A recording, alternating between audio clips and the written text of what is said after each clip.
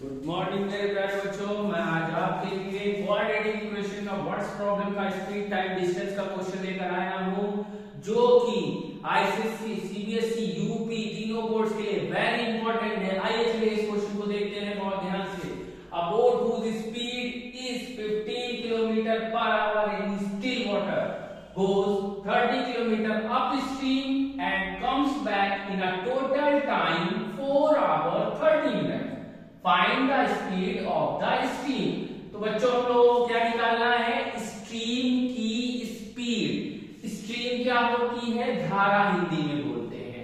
तो जिस चीज को हमें फाइंड करना होता है बच्चों, उस चीज को हम लोग या उस कंटेंट को, उस वस्तु को हम लोग लेट कर लेते हैं और एक वेरिएबल में डिफाइन कर देते हैं। ठीक है, तो हमने मान लिया स्ट्रीम की speed x kilometre per our है। ठीक है, अच्छा क्यों हमने किलोमीटर पर आवर में लिया? क्योंकि बोट की स्पीड और जो स्पीड और डिस्टेंस है वो किलोमीटर पर आवर में है, तो हम दूसरी जो लेट की है उसकी भी यूनिट सेम लेंगे।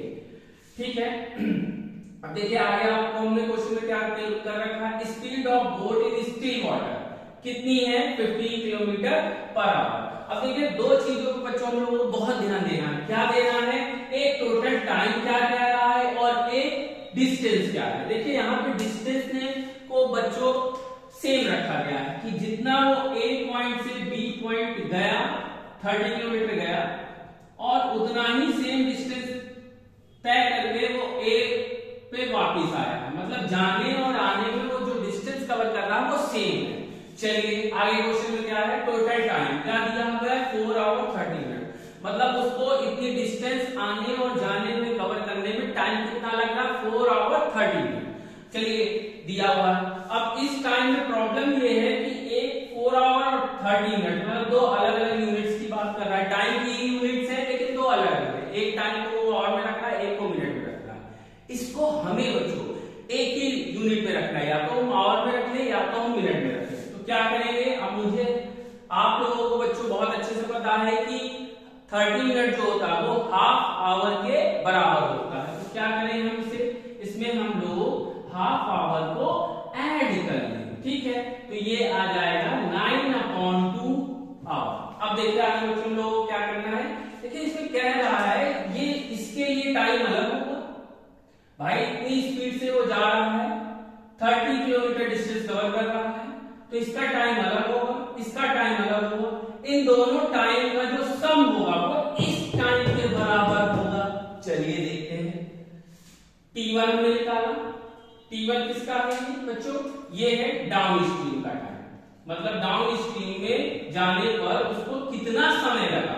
तो बच्चों टाइम का फॉर्मूला होता है डिस्टेंस अपॉन स्पीड। यही फॉर्मूला हम लोगों को बच्चों इस्तेमाल करना है। स्पीड टाइम डिस्टेंस, चाहे आप टाइम निकालिए, चाहे आप डिस्टेंस निकालिए, चाहे आप स्पीड निकालिए, तीनों का जो भी सॉल्यूशन आपको, जो भी फॉर्मूला आप लोग यूज करेंगे वो इसी में से बनेगा।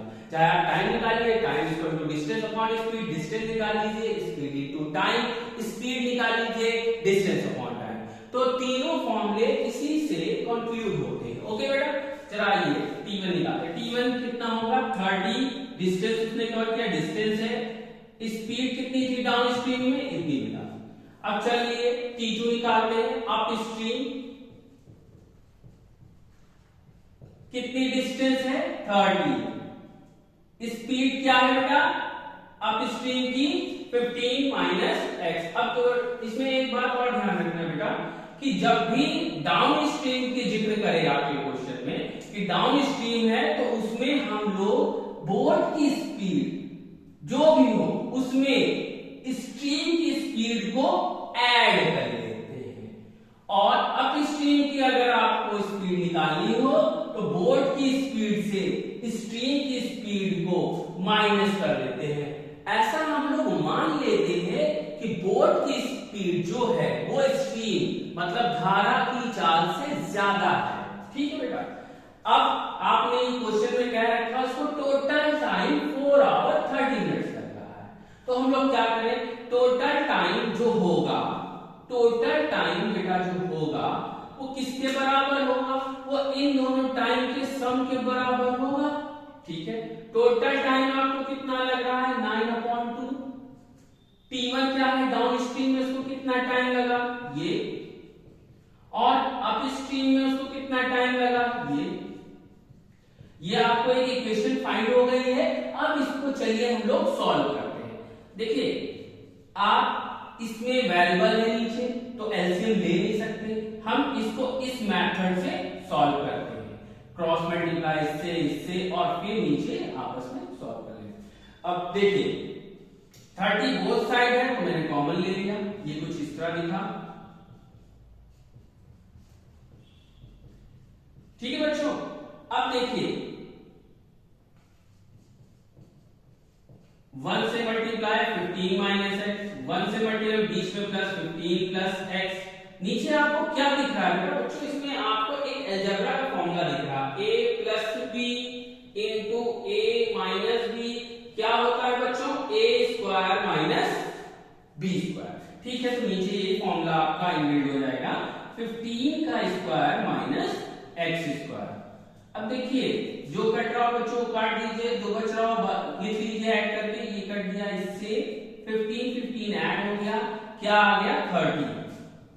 आगे हम लोग सोल्यूशन कर रहे हैं, देखिए बच्चों ध्यान से देखते रहिएगा, 9/2 ऊपर 30 इंटू 30 ऐड करने पे 30 आया, कॉमन जो लिया वो 30 था, 15 का स्क्वायर 225 माइनस एक्स स्क्वायर। अब देखिए 3 की टेबल में 9 भी आता, 3 की टेबल में 30 भी, बोथ साइड अगर एक ही टेबल से तब हम इसको काट सकते हैं, 3 3 जा 9, 3 3 जा 30, फिर 3 की टेबल में 3 1 जा 3, 3 10 जा 30। अब इधर क्या आया 10 इंटू 10, इधर 1/2 था, तो लिख लेते हैं एक बार आप लोगों के लिए बच्चों में, ये आ गया 100, इधर 225 माइनस एक्स स्क्वायर।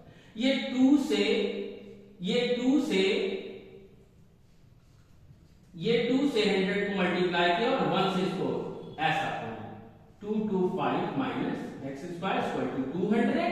वेरिएबल को वेरिएबल की तरफ ले आते हैं, जो साइन होता है वो रिवर्स हो जाता है, अगर यहाँ प्लस है तो माइनस, अगर यहाँ माइनस होता तो प्लस।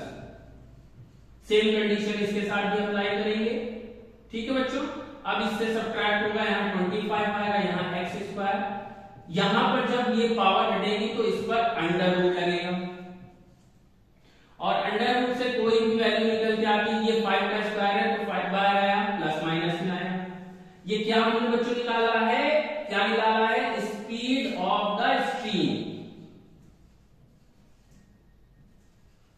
अब ध्यान रखिएगा बच्चों, speed never becomes negative, speed कभी भी नेगेटिव नहीं होती, तो इसका आंसर बेटा बच्चों किस में आएगा 5 किलोमीटर पर आवर, ये प्लस में आएगा, ठीक है बेटा। अब बच्चों इसमें एक और बहुत ध्यान देने वाली बात है, ध्यान क्या देने वाली बात है कि जब आपको टोटल टाइम का जिक्र होगा तब आप यहां प्लस लगा दोगे, अगर लेस देन और मोर देन, मतलब लेस देन का इस्तेमाल हो या मोर देन वर्ड का इस्तेमाल हो, तो इसके लिए आपको एक ही करना, बाकी सारा कॉन्सेप्ट सेम रहेगा, यहां पे प्लस की जगह माइनस लग जाएगा। ओके बच्चों, best of all for your board exam, board का एग्जाम आने वाला है, बहुत मेहनत करिए, हम आपके लिए बच्चों इसी तरह के क्वेश्चन जो बोर्ड्स में बहुत इंपॉर्टेंट वैल्यू रखते हैं उनको एक एक करके ऐसे ही बताते रहेंगे। ऑल द बेस्ट, पढ़ते रहिए।